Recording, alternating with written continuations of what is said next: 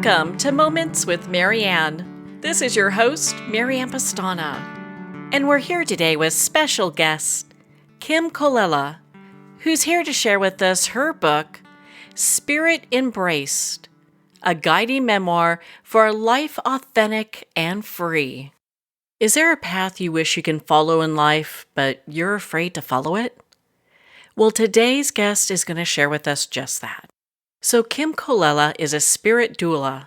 Her purpose is to be an invocator of the sacred and to help others celebrate its magnificence within themselves. She has followed her spirit's urging to embrace life in all its complexities. She has ministered to both the elderly and teens as a Jesuit volunteer.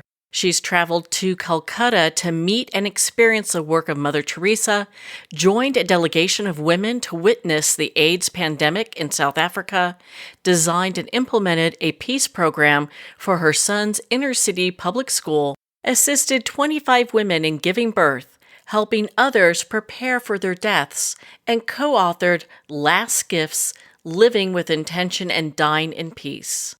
So welcome to the show, Kim Colella. Thank you so much, Marianne. I'm so glad to be here. Well, it's such an honor to have you here. And before we get started, I want to congratulate you on this book being a Nautilus Silver Award winner. What a big deal that is. Yes, it was, which was such a huge surprise and a great honor. I know those rankings are extremely difficult to achieve, so congratulations. So I know you're called a spirit doula. What is that? Well, it's actually a term I coined for myself over a decade ago when I've been doing healing work for 37 years now, and I was a massage therapist for 35 years. But the reason I chose to be a massage therapist was one, I wanted to be in service to others and to do healing work, but also that it demanded that I take care of myself because if I overworked, the phone stopped ringing. So I only worked part-time, which gave me the freedom to explore and to do other things. So when people began to ask me to be at their births, I could say yes to that.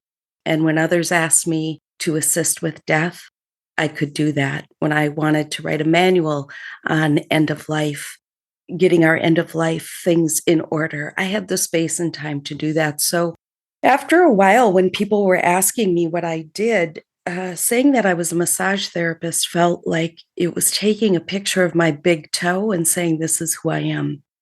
So I coined the term spirit doula, and my goal is to assist others in bringing their most authentic and full selves into the world. It sounds like you can help people in every aspect of their lives. My private practice now, as well as still helping people with deaths, I no longer do birth doula work, but I do spiritual coaching, life coaching, and energy work with folks on one-on-one. So the energy work, can you do that remotely as well? I can. And boy, the last few years has really been helpful in discovering how powerful that is. I have one client who's been seeing me for over 30 years on a regular basis. And we started doing remote work because she's older now. She's in her late 70s and has some medical things. So it's hard for her to always drive down the 45 minutes it takes to see me. So we've been doing remote work, and some of our most powerful sessions have been online, which is very exciting. So your book, Spirit Embraced, what inspired you to write this? Well, my life's goal is to follow the voice of spirit within me. And that, for me, is that still small voice that's beyond all the clamoring voices of society, of media, of family, of friends, of people who think they know what we should do and how we should be in the world. But who am I? What's that voice in me of truth that I'm called to bring into the world? And when my son was a junior in high school, we started going around the country looking at schools he was interested in going to for college. And as we were doing that, the question arose within me, what am I going to do with the energy that's released when I'm no longer mom full time? And the answer that kept coming up was write. And I kept saying, no, I'm not a writer. And it kept saying, write. Finally, one day I just said, what am I supposed to write about? What I heard back was write the stories that long to be told. And something in me shifted, and I just said, oh, I can do that. And so I wrote the stories that I wanted to leave behind as my legacy when my time comes to leave this earth, for my son, for a daughter of the heart who lives in Africa, and for anybody else who found value and assistance in my writing.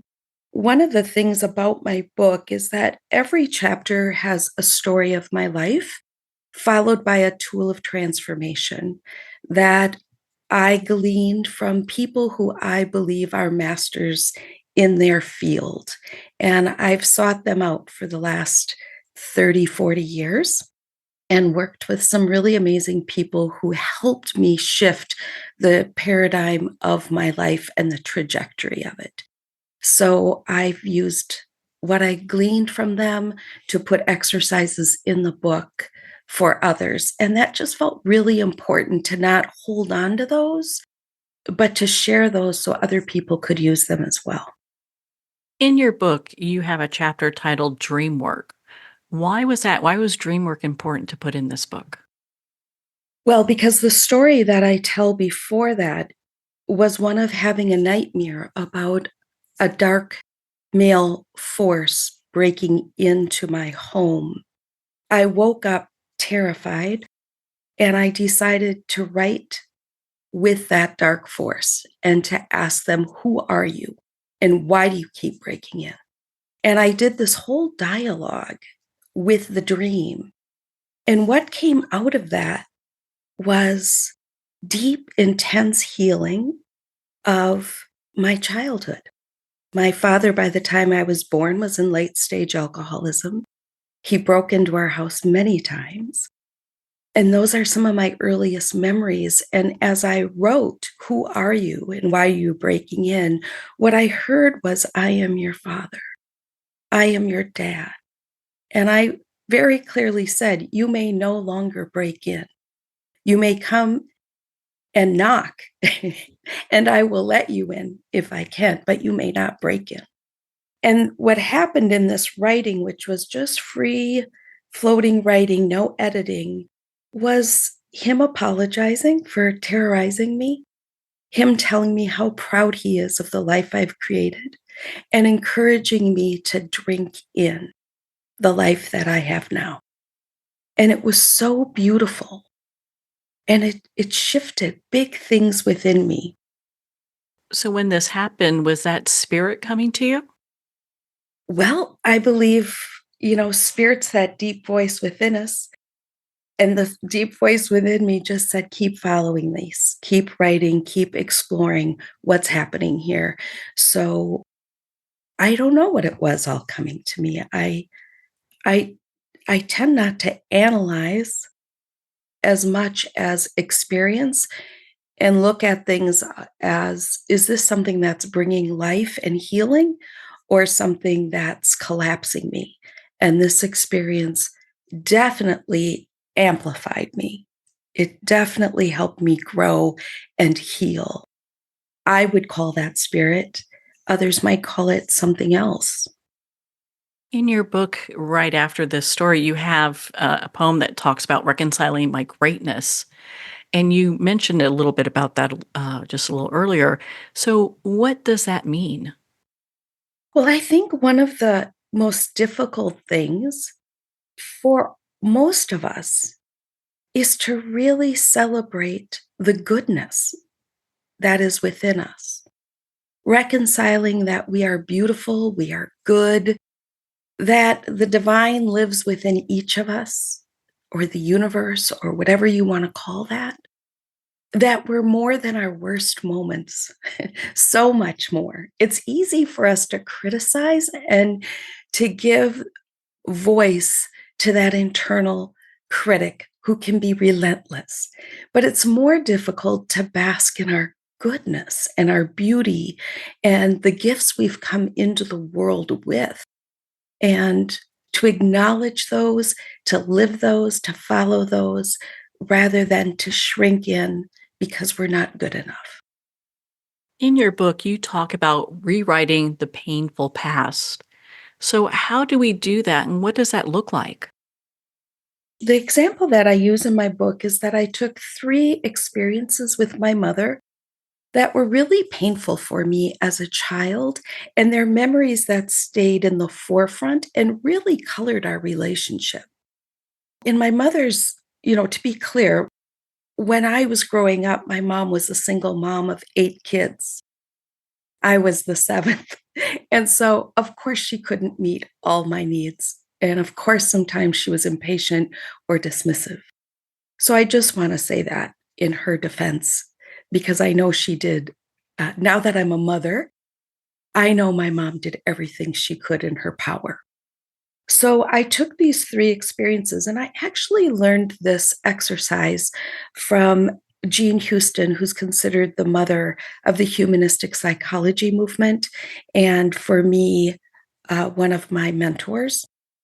Jean encouraged us to take moments from our past that hold us back and to rewrite them how we wish they had happened.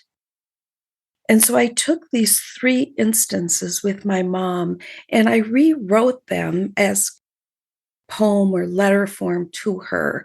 One was my first ballet recital when I was in the second grade. And my mother was very dismissive when I came down. Instead, I wrote it of coming down and seeing her pride in her face and her delight in my twirling, and just rewrote the scene as I wished it had been. I did that with all three experiences. And what I can say to you is that for me, after doing that, again, things shifted in me. And although I know that these memories happened the way I originally remembered them, that they don't have the oomph that they had. They've taken a back seat in my life, and the more positive memories come forward. So for me, that was very healing with my mom. It sounds like it gets us to a place where we can find compassion for whoever that other person is and maybe get into that place of forgiveness. It does. And I think it also, in my case, where I was working with parent issues, it helped me to reparent, to give that little girl within me who wanted to be delighted in and seen and celebrated. It gave me the opportunity to do that. So I didn't long for that in my childhood any longer. I know that you speak to audiences about being able to have this, connection with spirit's voice and really embracing that in our lives. How is that something that we can start to work with on a daily basis? Well, the most important thing is to take time in silence, which is a big request. Life is very busy and it's very full. But even if we can make 5 minutes for silence and to really sit in that, and as we hear these voices in our head start to, oh, I should be doing this, or, oh, to just, I kind of imagine it like just letting all those clamoring voices be in a room and I shut the door and then I just sit in the quiet and I see what bubbles up from within, from my gut. It feels like it comes from my gut or my pelvis, that this knowing arises, and to just sit with that for a while. For me, breath work is really helpful, to breathe in love and to breathe out anxiety, to breathe in peace, to breathe out worry, and to just ground myself with my breath into that silence. Well, on that note, we're going to pause here for a quick break. We've been speaking with Kim Colella in regards to her book, Spirit Embraced. You've been listening to Moments with Marianne. We'll be right back after these messages from our sponsors. Are you a coffee lover who wants to make a difference? Look no further than Fire Department Coffee, a veteran-owned business that gives back to support first responders in need. Each batch of coffee is freshly roasted right here in the USA by a dedicated team of first responders and coffee experts. So when you enjoy a cup of Fire Department coffee, you're not only drinking high-quality coffee, you're supporting members of your community. Start your day with a coffee that gives back. Visit firedepartmentcoffee.com. That's fire, D-E-P-T, coffee.com.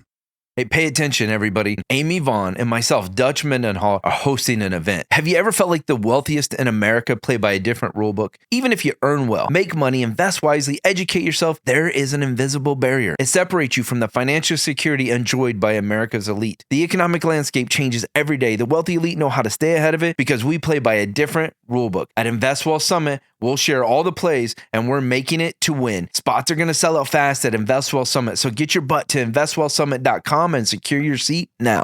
There comes a moment when you realize you're somewhere special, when you discover that each beautiful creature that you see has been rescued from a life of absolute horror and brought to this incredibly free place. Here's where their lives were forever changed and where yours will as well. Discover over 500 tigers, bears, and lions at the brand new visitor center at the Wild Animal Sanctuary just outside Denver. For more information, visit wildanimalsanctuary.org. Discover true freedom at the Wild Animal Sanctuary. Internationally recognized and award-winning author Judy Goodman works and teaches outside the box of limited thinking. Working with people from every walk of life, her goal is to empower you to be the best you can be, no matter what the challenge is. Born with the gift of seeing beyond our normal vision, she has an extraordinary gift of working with every challenge. Teaching beyond conventional wisdom, her work is described as life-changing. Visit judygoodman.com. That's judygoodman.com.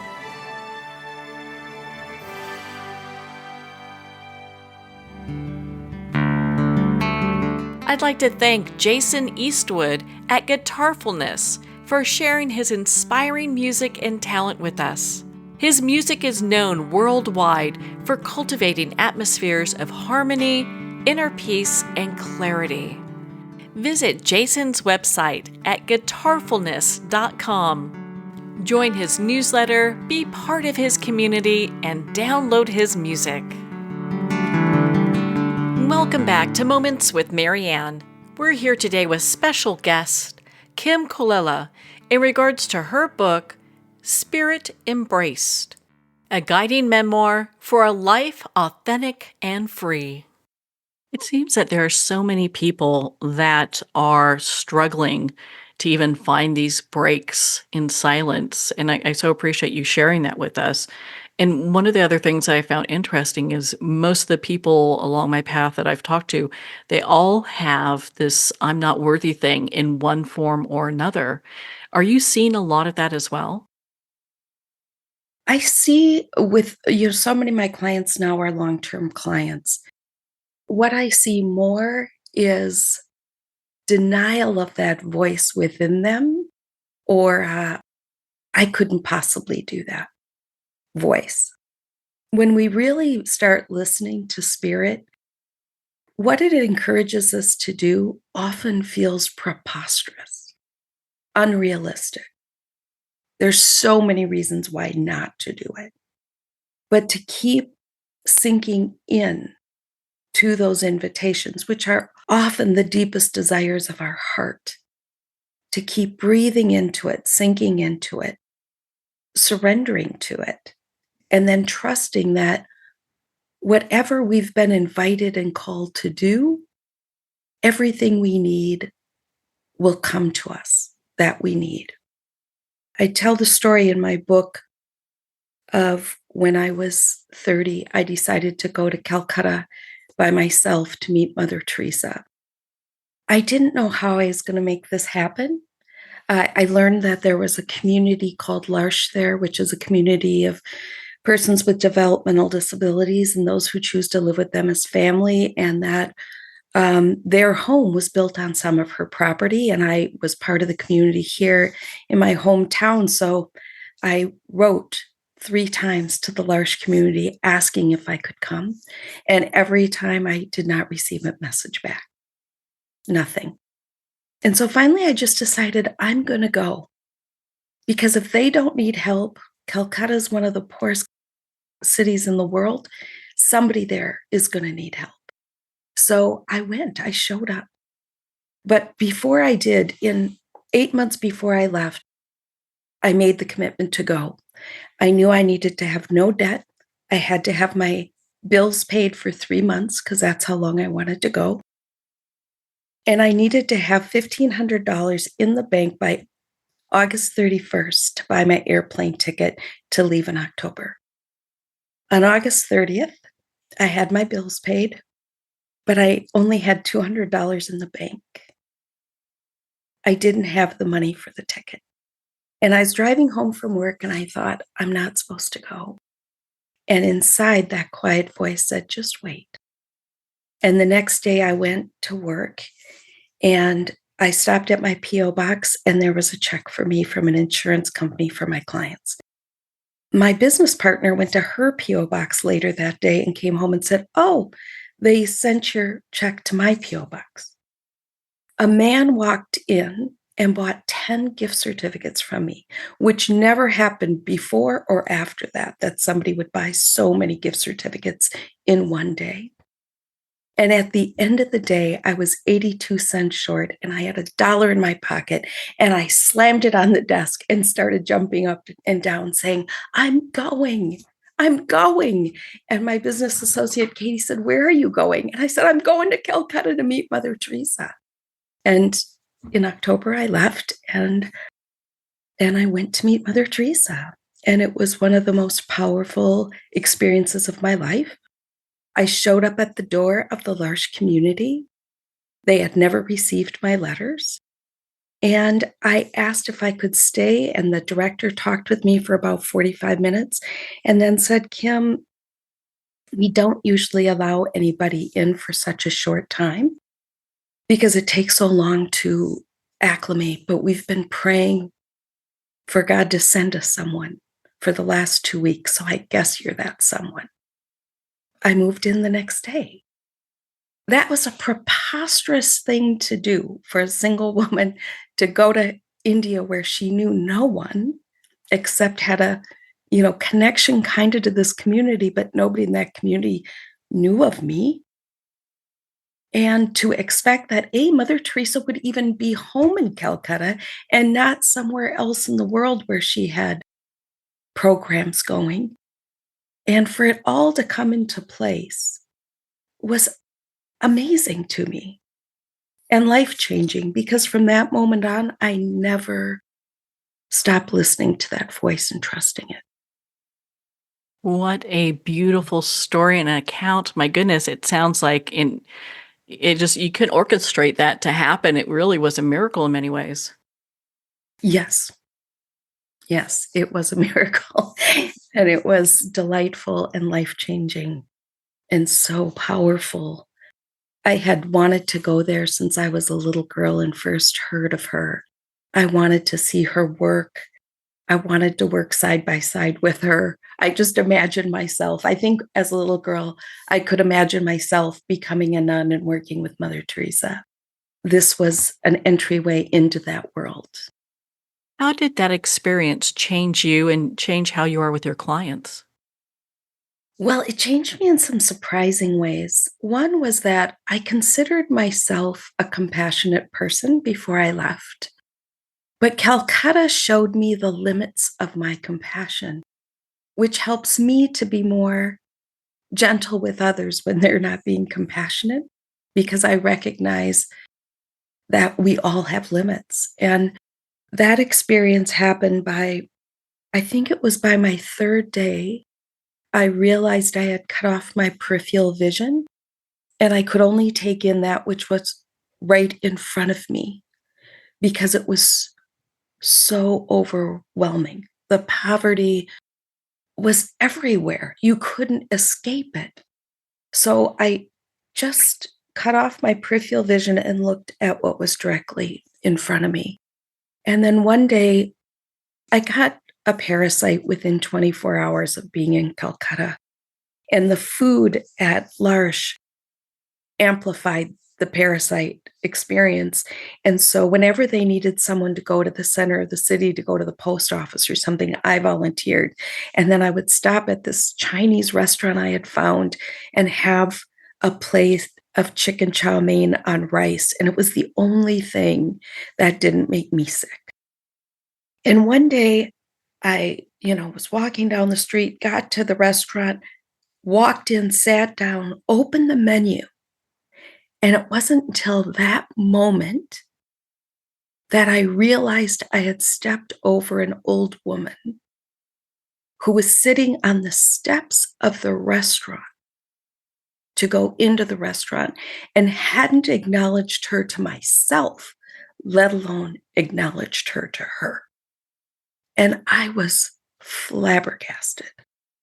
I just sat there processing that. Like, how could I step over a woman to get to food for myself who was asking for food, right? So there were experiences like that changed me. There were experiences of, sitting with orphan children, and they became a mirror too for me of the places in me that were wounded, that needed to be healed. As I loved them, I felt this call to keep loving that child within myself who needed that care. I thought that I would go and come home and never want to buy another material item. And instead, I came home with this commitment to buy things I really, really love and to keep them for decades.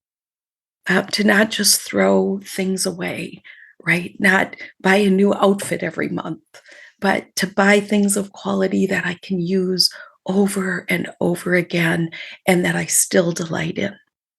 So those are just a few items. The other one was that I want to share is the first night that I went to the Mother House for prayer. They announced that Mother Teresa had just returned the night before from Yugoslavia. And that's when I realized she might not have been there when I showed up. And then when you go into the chapel for prayer, the volunteers sit on the right and the nuns sit on the left, and there's an aisle in between. So I sat as close to the aisle as I could in the hopes I'd get a glimpse of Mother Teresa, because there were at least 100 nuns who were coming into the chapel. And Mother Teresa came in and sat directly across from me.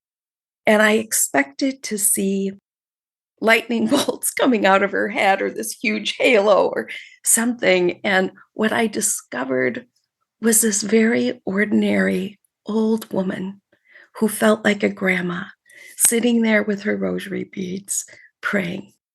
And I didn't pray at all. I just watched her the whole time. That was my prayer. And I think, I had other times to interact with her. On New Year's Eve, she invited 30 of us to come and sit with her in the chapel. And I sat right at her left foot and listened to her stories, her beliefs, her invitations. But each time I was struck with how ordinary she is. And I think we like to take people like her or leaders and put extraordinary qualities or abilities onto them when actually they just have an extraordinary commitment to do what they know they're meant to do. What a profound experience that is. I was really touched with the picture you have in your book of holding a lady's hand and a quote from Mother Teresa talking about how we should look at our hands at the end of the day. Yeah, that's still an exercise that I do, over 30 years later, to look at my hand and see the words, "You did it unto me. You did it unto me." And to ask myself, what did I do with the divine today or with Jesus I use different words. At that time, it was specifically Jesus. What did I do with Jesus today? What did I do to Jesus? And what did I do for Jesus? And then I take it to what did I do to my own holy self today? What did I do for my body? What did I do with it? And to just have it be a way to explore how I am honoring myself as well as how I'm serving the world. Because I believe that both of those things are so important, that we have a balance of service to the world and care for the self. And that we can't really care for the world if we're not caring for ourselves in an authentic and healthy way. And being just focused on ourselves isn't fulfilling either. So there needs to be this marriage of service and care for self. What would you like readers and our listeners to take away from your book, Spirit Embraced? To trust themselves, to trust the deep, deep desires of their heart, and to have the courage to follow those things that they know are true to who they are and who they were created to be, who they came into the world as. Because in my community, I've been at many births. I've had the great joy of watching children take their first breath. The first of those he and his wife just had their first baby, which was so moving to me to see him become a father, right? But children come in with qualities that never leave. It is who they are. My son and two friends were all born within 8 months of each other, and their personalities from their first breath were different. By the time they were one, so much about them was clear of their core qualities. Oftentimes, those things get pushed down or pushed aside by society or parental expectations or whatever, right? So to bring those back up, to bring those core qualities of who you are to the surface and let the world see them and be changed by them. The world needs each of us to be living in our fullness and in our light, especially right now. Well, Kim, where can our listeners connect with you, be part of your community, and schedule appointment with you? They can connect with me at spiritdoula, DOULA.com. You can also get there by my name, Kim, Kim, Colella, COLELLA.com. So either of those will take you to my website, where you can join my mailing list, contact me for individual sessions, and find a link to my book. Well, Kim, thank you so much for taking the time to be on the show with us here today. Thank you, Marianne, for having me. What a joy. Well, thank you, Kim. It has been such an honor to spend this time with you and to talk about your award-winning book, Spirit Embraced, a guiding memoir for a life authentic and free. Spirit Embraced is available at Amazon, Barnes & Noble, and everywhere books are sold. And remember, support our indie bookstores. Again, if you'd like to connect with Kim, you can on her website, spiritdoula.com, for more information on the work she does, her books, and also to make an appointment with her. Well, we're at the end of our time today. I'd like to thank everyone for tuning in. You've been listening to Moments with Marianne, where we make every moment count.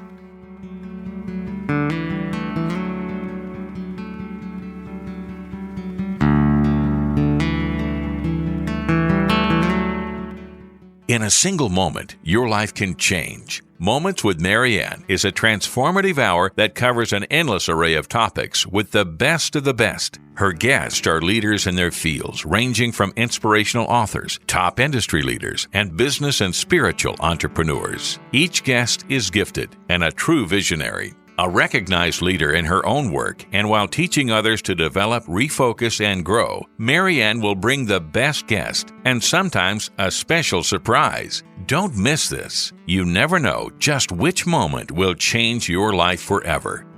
Make sure to tune in and visit momentswithmarianne.com for more information.